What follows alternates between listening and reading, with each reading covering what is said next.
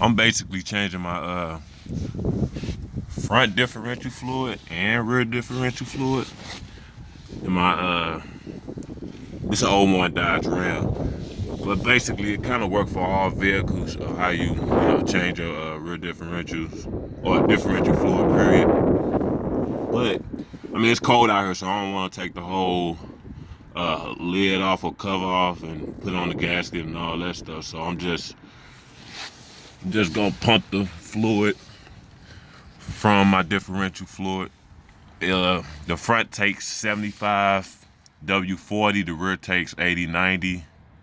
Uh, as you see right here, this crap is totally brown, but I'm gonna pump all of this out.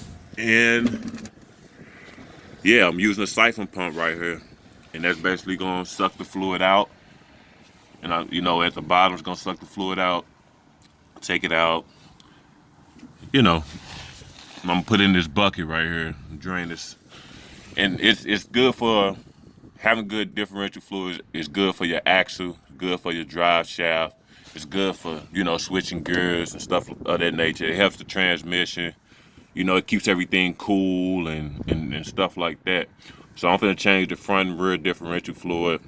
I'm gonna change the transfer case fluid also, but the transfer case fluid takes ATF plus 4 transmission fluid.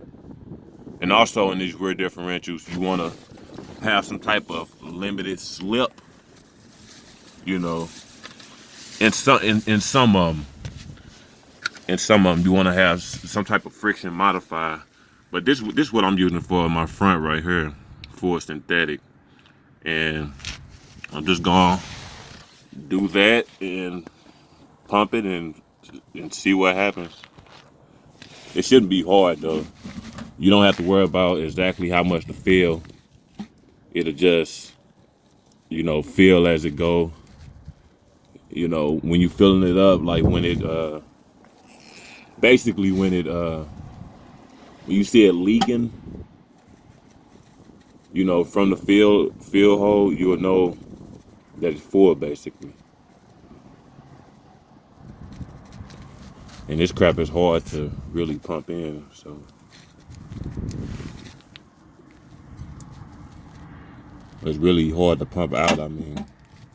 But it's working, so hopefully it's not, I don't think it's too much for the front. I think the rear is a whole lot more, but yeah, hopefully this siphon pump ain't cheap and breaks and stuff like that, and I ain't gonna have no way to pump it. But yeah, that's basically how you do the front and rear differential fluid in your vehicle. And hardly no one ever changes it, and it should be changed, I say, within maybe 30,000 miles to like 50,000 miles.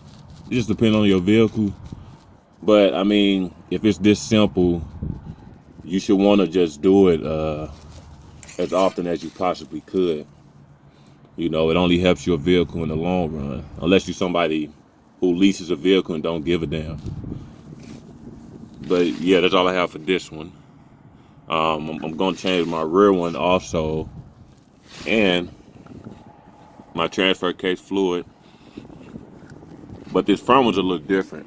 I had to use this wrench right here, basically adjustable wrench, to kind of twist off that, and they got a little plug right there, the adjustable right there. So yeah, I'm gonna continue pumping this out, and I'm gonna get to the other one.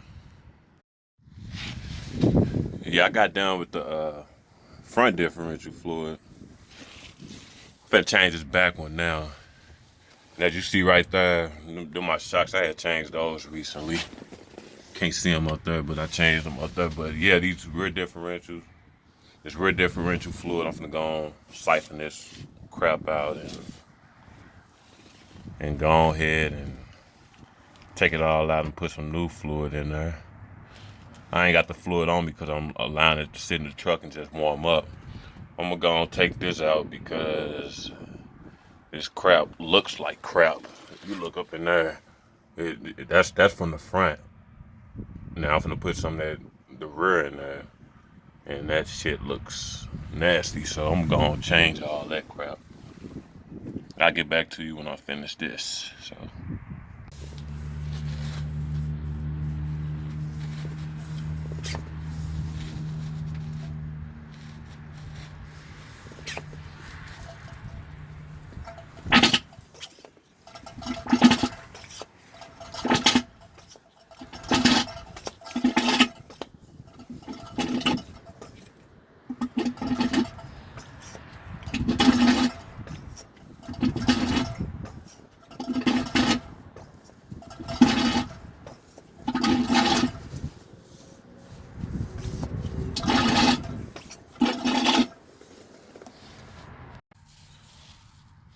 car junkie, but yeah, this what I'm gonna use right here. I'm gonna use some of this.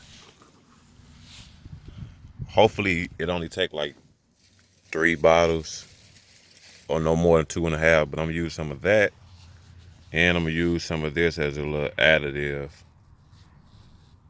for like limited slip differentials. So that's what I'm gonna use.